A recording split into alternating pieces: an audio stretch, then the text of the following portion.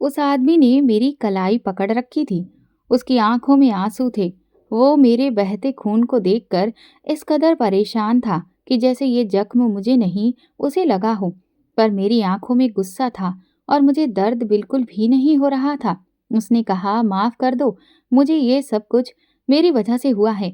मैंने कहा, हाँ बिल्कुल, तुम्हारी वजह से ही हुआ है।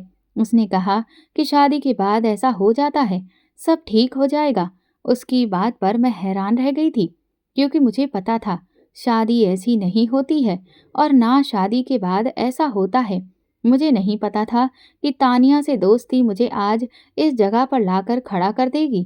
तानिया हमारे पूरे मोहल्ले की सबसे ज्यादा अच्छी लड़की थी, लेकिन अजीब बात यह थी कि कोई भी उससे दोस्ती नहीं करता था। मैं उस मोहल्ले में नई आई थी और मुझे अभी 2-3 महीने ही हुए थे, इसीलिए मुझे नहीं पता था कि इसके पीछे वजह क्या है। पर मैंने उससे दोस्ती कर ली और अब मेरा उसके घर में आना जाना भी था। लेकिन वो कभी भी मुझे घर के मेन गेट से अंदर नहीं आने देती थी। कहती थी कि पीछे दरवाजे से आया करो। मुझे ये बात उसकी समझ नहीं आती थी कि इसके पीछे आखिर राज क्या है। वो मुझे मेन गेट से अंदर क्यों नहीं आने देती है, यूं चोरों की तरह पीछे के दरवाजे से क्यों बुलाती है। मैं अपने माँ बाप की सबसे लाडली बेटी थी। मेरे माँ बाप मेरी शादी जल्दी ही करना चाहते थे, क्योंकि मैं अपनी पढ़ाई करके फ्री हो चुकी थी और मेरे लिए रिश्तों की लाइन भी लगी हुई थी। शायद वजह ये थी कि मैं हद से ज्यादा खूबसूरत थी।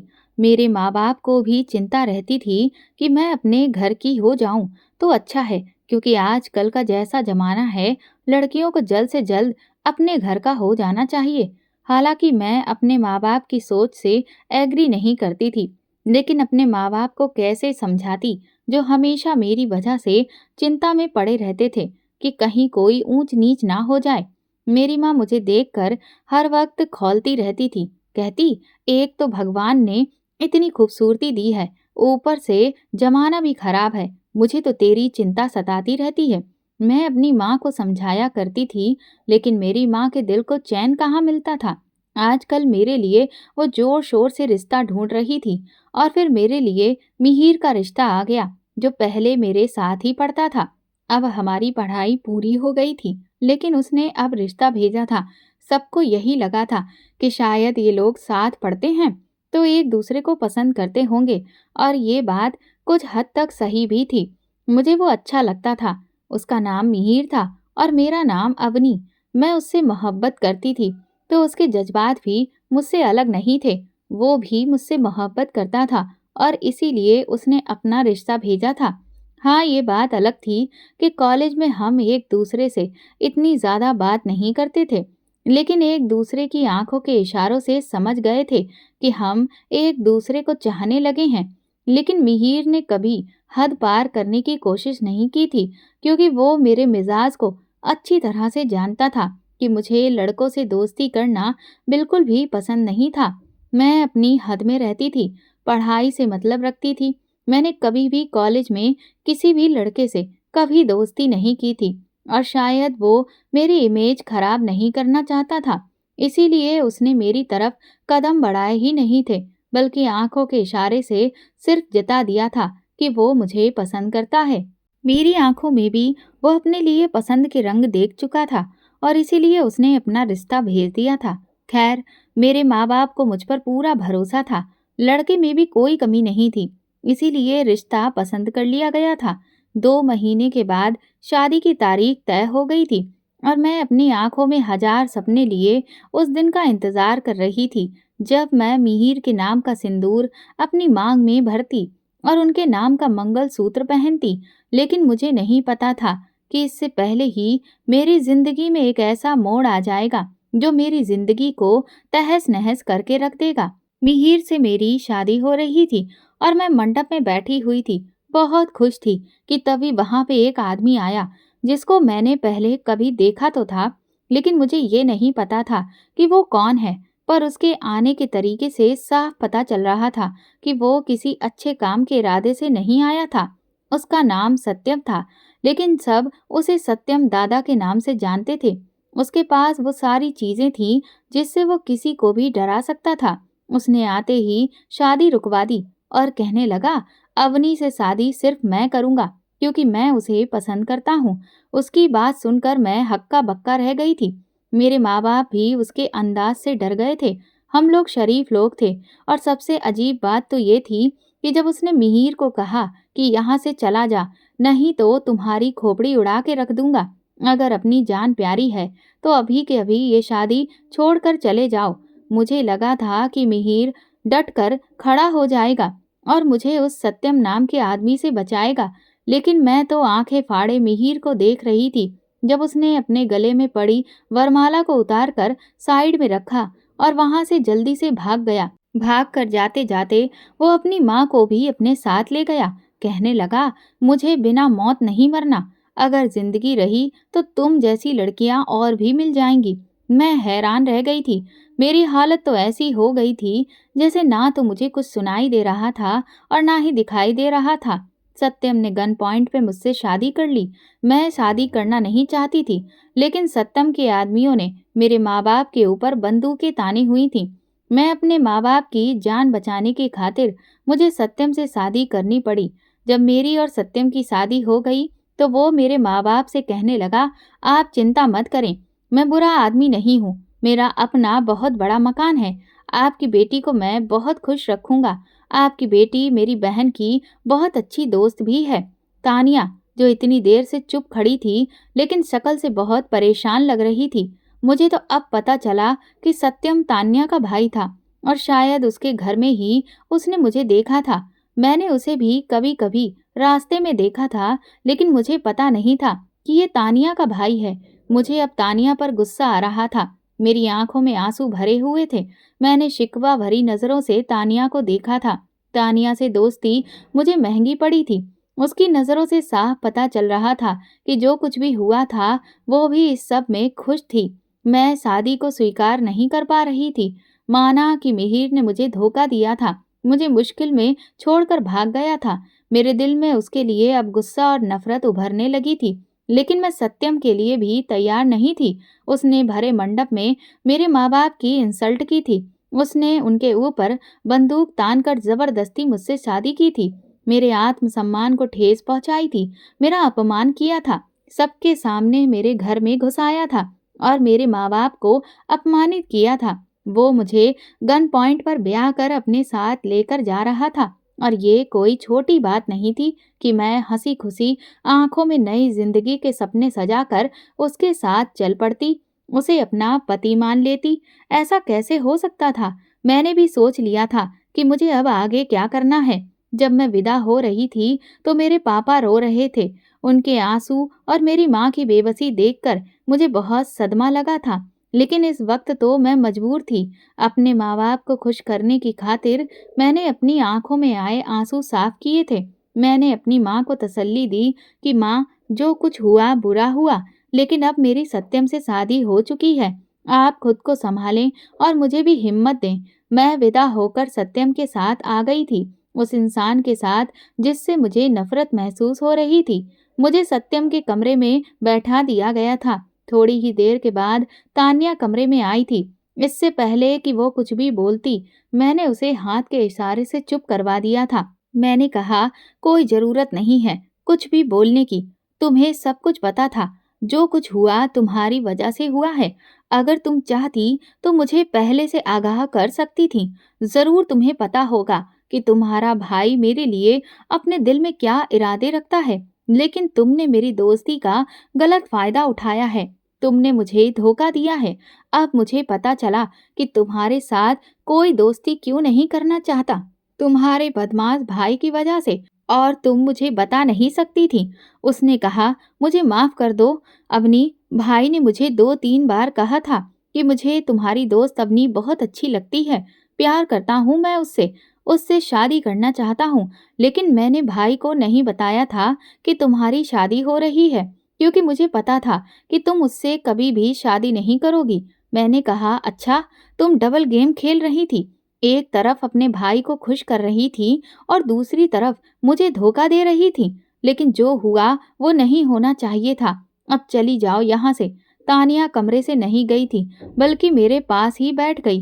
कहने लगी, अवनी, लेकिन तुम तो मुझे बहुत मानती थी। मेरे बिना तुम्हें चैन नहीं आता था। याद करो, जब एक दिन तुमने मुझसे कहा था कि तान्या, काश कुछ ऐसा हो जाए कि मैं और तुम हमेशा साथ रहें। और देखो, ऐसा हो गया है। मैं और तुम हमेशा साथ रहेंगे। उसकी इस बात पर मैं गुस्से से भड़क उठी थी। मैंने चिल्लाकर कहा कि यहाँ से चली जाओ। मैं तुम्हारा इस तरह से साथ नहीं चाहती थी।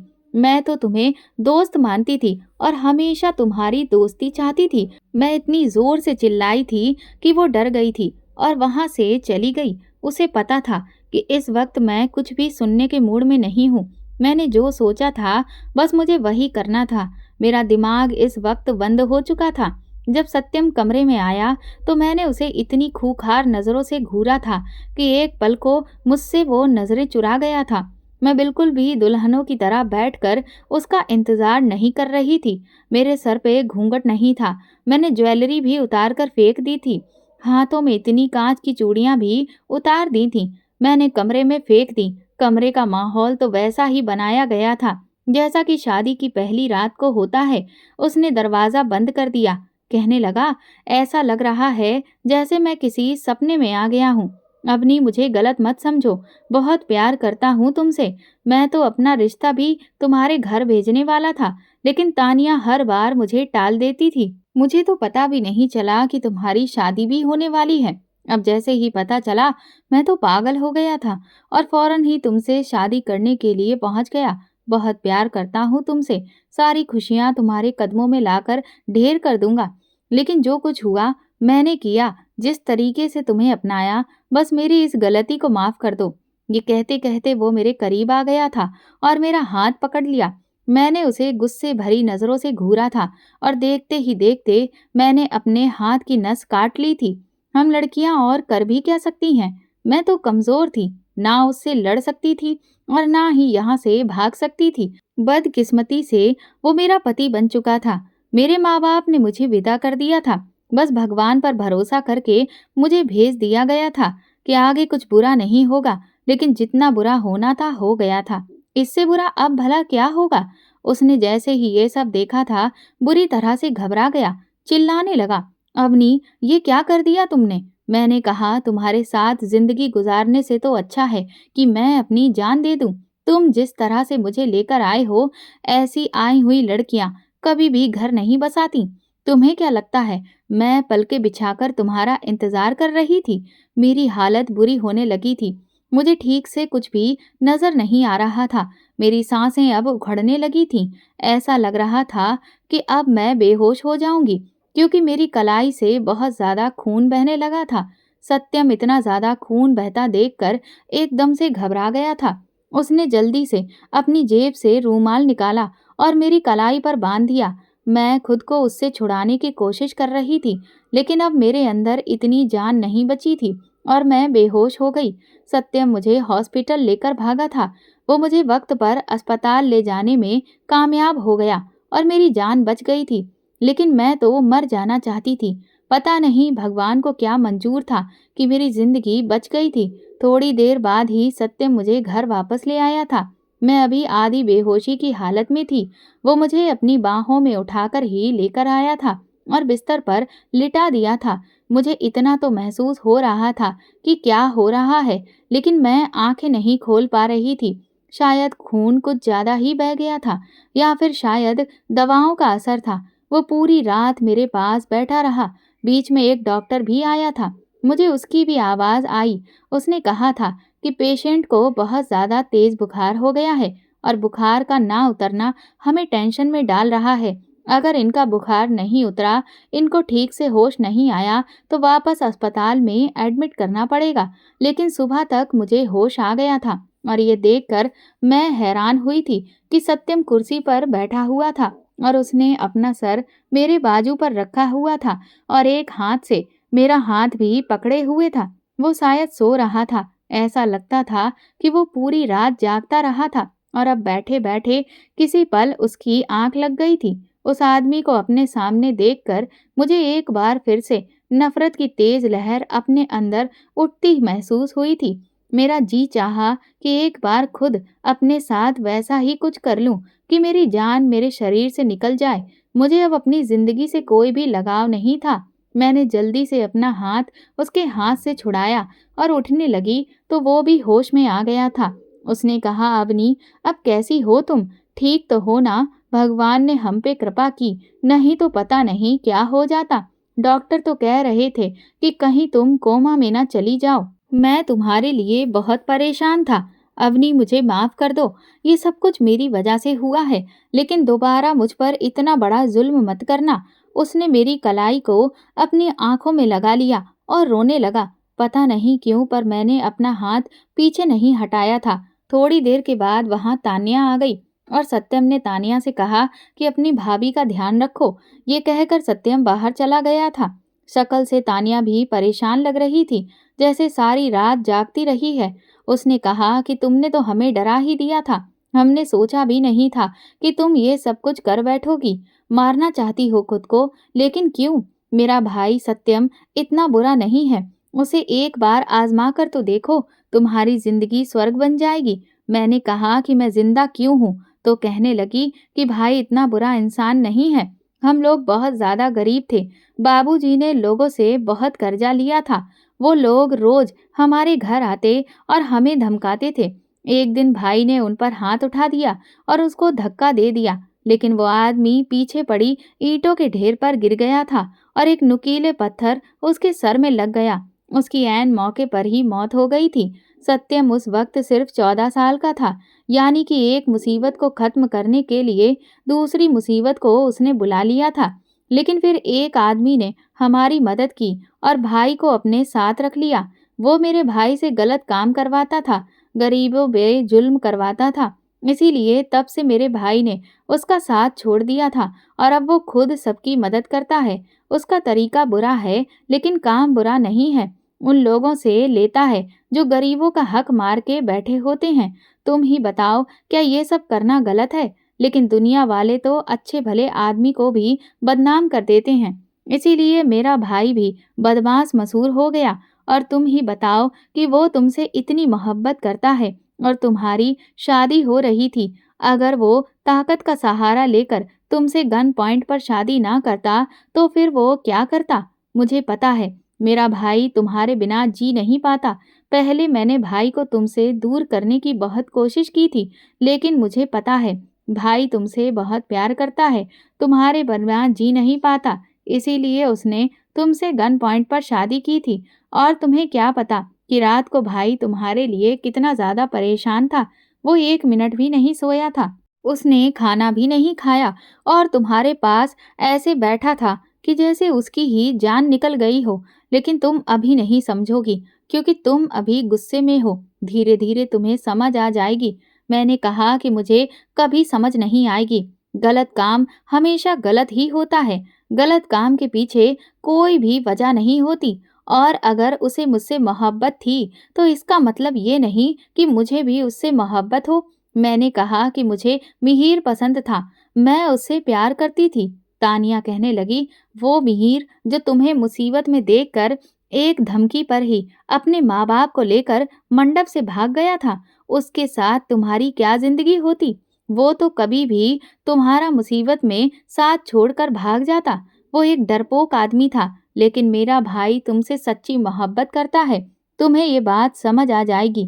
रात हुई तो सत्यम मेरे कमरे में आया। मैं पहले से ही गुस्से में बैठी थी। वो मेरे लिए मेरी पसंद का तंदूरी पनीर टिक्का लेकर आया था। शायद उसे तानिया से पूछा था और मैंने खाना नहीं खाया था। तानिया ने शायद उसे बता दिया था और वो खाने पीने का बहुत सारा सामान लेकर आया था। सारा सामान उसने टेबल पर रखा और कहने लगा कि मैंने तानिया से पूछा था, तुम्हें खाने में क्या पसंद है? तुम्हारे लिए वही सब लेकर आया हूँ। मैंने कहा, क्यों? पहले मुझे खिलाओगे, उसके बाद वसूल करोगे? पूरा एक दिन तो तुम कमरे में नहीं आए थे और रात होते ही तुम कमरे में आए हो। अगर मेरा इतना ही ख्याल था तो पूरा दिन कहाँ थे? वो हैरान होकर मुझे देखने लगा। उसने कहा कि तुम आराम कर रही थी, इसीलिए मैं बाहर था। मैं तुम्हें परेशान नहीं करना चाहता था। मैंने कहा, अच्छा, इतनी ही मेरी चिंता थी तो अब क्यों आए हो? कमरे में जाओ। ये जो तुम चाह रहे हो ना, वो कभी भी नहीं हो सकता। तुमने मुझसे शादी की है इसीलिए कि तुम मेरे शरीर को हासिल कर सको, लेकिन याद रखना, तुम मेरे तन को तो हासिल कर लोगे, लेकिन मेरे मन को कभी जीत नहीं सकते।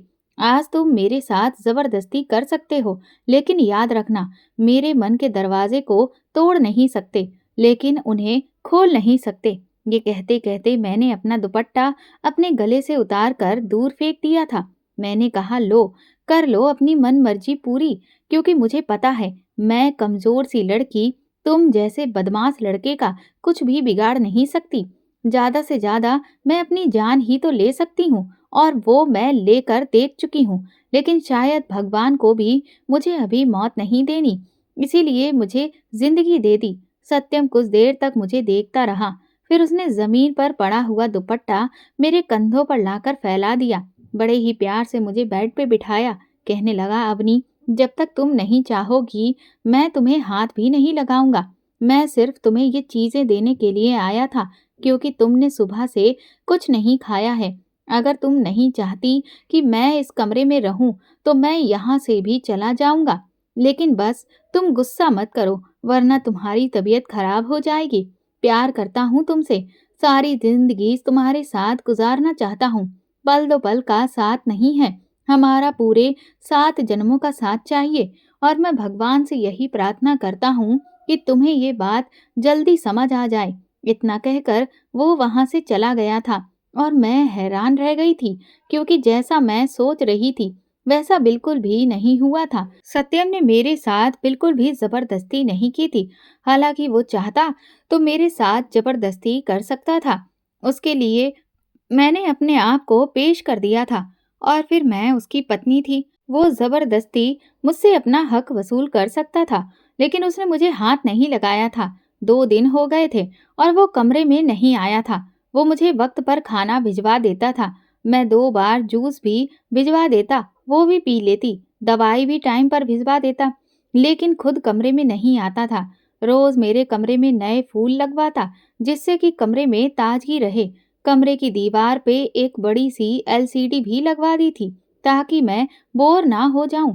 तानिया के साथ भी मेरी बातचीत अब शुरू हो गई थी। मेरे माँ बाप भी मुझसे मिलने आए थे।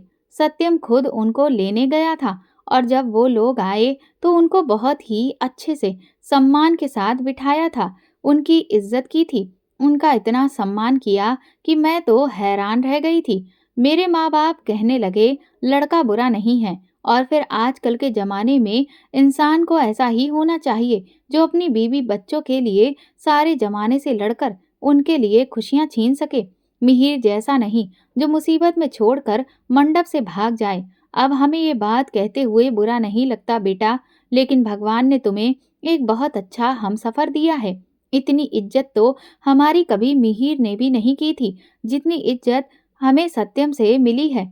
सत्यम को माफ कर दो, और उसके साथ एक अच्छी खुशगवार जिंदगी जियो। उसके साथ कभी भी बुरा मत करना, और अपने साथ भी दोबारा ऐसी गलत हरकत मत करना। 2 दिन बाद मुझे पापा ने फोन करके बताया कि मेरे एक जगह पैसे अटके हुए थे। तुम्हें तो पता ही है, पिछले 2 साल से हम लोग कितना परेशान थे, और वकील की फीस भर भर कर हम लोग परेशान हो गए थे। लेकिन ना जाने सत्यम ने ऐसा क्या किया कि वो आदमी खुद सारे पैसे लेकर हमारे दरवाजे पर आ गया। हमसे माफी भी मांगी। वो कहता है कि अगर कोई और काम हो तो बताना, मैं वो भी कर दूंगा। पता नहीं सत्यम ने उसे क्या कहा बेटा, लेकिन हमारी इतनी बड़ी समस्या उसने चुटकियों में हल कर दी। सत्यम बहुत अच्छा लड़का है। तुम्हें खुश होना चाहिए कि तुम्हें इतना अच्छा जीवन साथी मिला है, जो पूरी जिंदगी तुम्हारी सुरक्षा करेगा और तुम्हारी इज्जत पे कभी भी आंच नहीं आने देगा। मेरे पापा बहुत ज्यादा खुश थे। तानिया भी मेरा बहुत ख्याल रखती थी। मैं सोचने लगी, अगर मेरी शादी मिहिर से हो जाती तो क्या मुझे ऐसा घर मिलता। मिहिर की तो 4 बहनें थीं, और सबकी सब नकचड़ी और बदतमीज थीं। उसकी माँ भी ऐसी ही थी। शादी पर भी इतनी अजीब बातें कर रही थी। उसने हमसे पूरे 10 लाख रुपए मांगे थे, तब जाकर रिश्ता तय हुआ था, और मेरे पापा ने वो पैसे कर्ज पर ही उठाए थे। तभी तो वो पैसों के लिए परेशान थे। लेकिन यहाँ पर सत्यम मेरा बहुत ख्याल करता था, मेरे माँ बाप का बहुत ध्यान रखता था। उधर तानिया भी दिन रात मेरी सेवा करती रहती थी। भाभी भाभी कहकर मेरे आगे पीछे घूमती थी। शायद मुझे ऐसा परिवार कहीं नहीं मिलता। मैं यही सोचते सोचते सो गई थी। जब मुझे रात को ऐसा महसूस हुआ जैसे कोई मेरे पाँव के पास बैठा है, पहले तो मैं डर गई थी, लेकिन जब मैंने देखा कि वो कोई और नहीं बल्कि सत्यम था, मैंने लैंप ऑन किया। मैंने कहा कि तुम यहाँ क्या कर रहे हो? तो कहने लगा, बस मेरा दिल नहीं माना, जी चाहा कि तुम्हारी एक झलक देख लूं, इसीलिए तुम्हें देखने के लिए चला आया। तुम सोते हुए बहुत ही प्यारी लग रही थी, इसीलिए यहीं बेड पे तुम्हारे पास बैठ गया। मैंने कहा, लेकिन मैंने तुमसे कहा था ना कि मेरे कमरे में मत आना। मेरी बात सुनकर वो शर्मिंदा हुआ था, नजरें चुरा गया। कहने लगा, मैंने तुम्हें जगाया नहीं था, चुपचाप तुम्हें देख रहा था, थोड़ी देर बाद ही चला जाता। माफ कर दो, मैं अभी चला जाता हूँ। इतना कहकर वो वहां से चला गया था और मैं कुछ भी कह नहीं पाई थी। उसके बाद अब मैं धीरे धीरे बदलने लगी थी, अपने माँ बाप के घर भी गई थी। सत्यम ही मुझे लेकर गया था। मेरे माँ बाप भी बहुत खुश थे। मेरी मम्मी ने मुझे समझाया था कि कभी भी कोई इंसान हमें इसलिए भी अच्छा लगने लगता है कि वो हमारे अपनों के साथ बहुत अच्छे से पेश आता है। और शायद सत्यम की इसी अच्छाई ने मुझे अपनी तरफ खींच लिया था। वो मुझसे जुड़े हुए हर रिश्ते का बहुत ख्याल करता था, मेरी छोटी छोटी बातों का एहसास करता था। हमारी शादी को 2 महीने हो गए थे और उसने वाकई मुझे हाथ नहीं लगाया था। अगर वो बुरा आदमी होता तो कभी भी ऐसा नहीं करता, बल्कि अपना हक समझकर मेरे साथ जबरदस्ती अपना हक वसूल करता। मेरे दिल में भी अब उसके लिए प्यार पनपने लगा था। ये कैसा प्यार था, मुझे समझ नहीं आ रहा था। ये कैसी कशिश थी कि मैं उसके बारे में ही सोचने लगी थी, ना चाहते हुए भी हर वक्त सत्यम के बारे में सोचती। अब मेरा दिल अंदर कमरे में नहीं लगता था। मैं बाहर आती और सत्यम को देखने की कोशिश करती, लेकिन मैं अपने मुंह से सत्यम को कह नहीं सकती थी कि तुम मेरे साथ मेरे कमरे में रहो। वो मेरा पति था, लेकिन ऐसा लगता था कि उनके पास जाने के लिए मुझे बहुत लंबा रास्ता तय करना पड़ेगा। मैंने उसे कहा था कि तुम्हारे साथ रहने से अच्छा है मैं खुद को खत्म कर लूं, और अब मैं उसके बगैर रहना नहीं चाहती थी। मैं उसे कैसे बताती कि मोहब्बत की देवी मुझ पर मेहरबान हो गई है और अब मैं तुम्हारे बगैर रह नहीं सकती। ये बहुत मुश्किल काम था मेरे लिए। मैंने कभी भी उससे कहा था कि तुमसे नफरत करती हूँ, इतनी नफरत कि अपने आप को ख़त्म करना चाहती हूँ, तो फिर अब ये कैसे कहती कि मोहब्बत हो गई है मुझे तुमसे। मैं बहुत मुश्किल में पड़ गई थी। कभी कभी ऐसा लगता है कि ये बहुत आसान है, लेकिन मैं डर जाती, कदम पीछे खींच लेती। एक दिन वो खुद ही मेरे कमरे में चला आया, मुझसे मेरी तबीयत पूछने लगा, जबकि मैं तो कब की ठीक हो चुकी थी। लेकिन मैंने झूठ मूठ का कह दिया कि मेरे हाथ में अब भी दर्द होता है, जहाँ से मैंने नस काटी थी। ये कहते कहते मैंने अपना हाथ उसकी तरफ बढ़ा दिया था। उसने बेचैन होकर मेरा हाथ पकड़ लिया और मेरे हाथ को देखने लगा, लेकिन मैं धीरे धीरे उसके और भी करीब हो गई थी, इतनी करीब कि मेरी सांसें उसके चेहरे पर पड़ने लगी थी। उसने एकदम चौंक कर मेरी तरफ देखा था और जल्दी से मेरा हाथ छोड़ दिया। शायद वो भी सब कुछ समझ चुका था। मैंने एक नज़र उठाकर उसके चेहरे की तरफ देखा, जहां सिर्फ और सिर्फ अविश्वास था, लेकिन आंखों में एक ऐसी चमक थी जैसे कि उसे दुनिया की सारी खुशियां मिल गई हो। वो कहने लगा, सच में अवनी, क्या तुमने मुझे माफ कर दिया है? मैंने अपने सर को हाँ में हिला दिया और मेरा इशारा पाते ही सत्यम ने मुझे कसकर अपनी बाहों में भर लिया था। वो कहने लगा, अवनी, मुझे विश्वास नहीं हो रहा है कि तुमने मुझे माफ कर दिया और मेरी मोहब्बत को अपना लिया। कुछ देर बाद उसने मुझे खुद से अलग किया था। शर्म के मारे मैं निगाहें नहीं उठा पा रही थी। मेरी ये शर्मो हया देखकर सत्यम जोर से हंस पड़ा था। कहने लगा, पति हूं तुम्हारा, इतना शर्माने की जरूरत नहीं है। मैंने आंखें खोलकर उसकी तरफ देखा तो उसकी आंखों में मुझे अपने लिए मोहब्बत नजर आई थी, जितनी कि शायद मैंने आज तक सपने में भी नहीं सोची थी। मैं फिर से उसके गले से लग गई और रोने लगी। मैंने कहा कि मुझे माफ कर दो, मैंने तुम्हें गलत समझा था। इसी समाज की जवान मैं बोल रही थी, समाज की आंखों से ही देख रही थी। ये नहीं देखा था कि तुम मुझसे कितना प्यार करते हो और मैं पागल तुम्हें कितना बुरा भला कहती रही, तुम्हारे साथ कितना बुरा करती रही। वो कहने लगा, अच्छा तो मैंने भी तुम्हारे साथ नहीं किया था, गलती तो मुझसे भी हुई थी, मुझे माफ कर दो और मैं भी तुम्हारा गुस्सा माफ कर देता हूँ। मैंने कहा कि कर दिया माफ, बस अब तुम्हारे साथ ही रहना है। तो कहने लगा, अभी मुझे थोड़ा काम है, मैं रात को वापस आता हूँ। ये कहकर वो कमरे से चला गया और जाते जाते अचानक पलटकर मुझे देखा और कहने लगा, रात को आ जाऊं ना? मैंने कहा, हाँ, आ जाना, तुम्हारा ही कमरा है, और अगर तुम नहीं आए ना तो मैं आ जाऊंगी तुम्हारे कमरे में। इस बात पे हम दोनों ही हंसने लगे थे। लेकिन जब वो चला गया तो मेरी आंखों में खुशी के आंसू भी थे। मैंने सत्यम को दिल से स्वीकार कर लिया था। शादी तो हमारी पहले ही हो चुकी थी, मगर अब हम लोग दिल से एक दूसरे के हो गए थे। मैंने तानिया से भी माफी मांग ली थी, क्योंकि मैंने उसे भी बहुत सारी बातें सुनाई थी। उसने भी मुझे एक ही पल में माफ कर दिया था। लेकिन रात के 11 बज गए थे और सत्यम वापस नहीं आया था। अब तो मुझे उसकी चिंता होने लगी थी। मैंने तानिया से पूछा, सत्यम कहाँ है? मेरी ये बेताबी देखकर तानिया शरारती मुस्कान से कहने लगी, मैं बहुत खुश हूँ कि तुमने भाई की मोहब्बत को स्वीकार कर लिया है। उसकी इस बात पर मैं हंसती थी। कहने लगी, कुछ देर इंतजार कर लो, बस तुम्हें भाई के पास ही पहुंचा दूंगी। मुझे कुछ समझ नहीं आ रहा था। तानिया की आंखों में कुछ ऐसा था जो मैं समझ नहीं पा रही थी।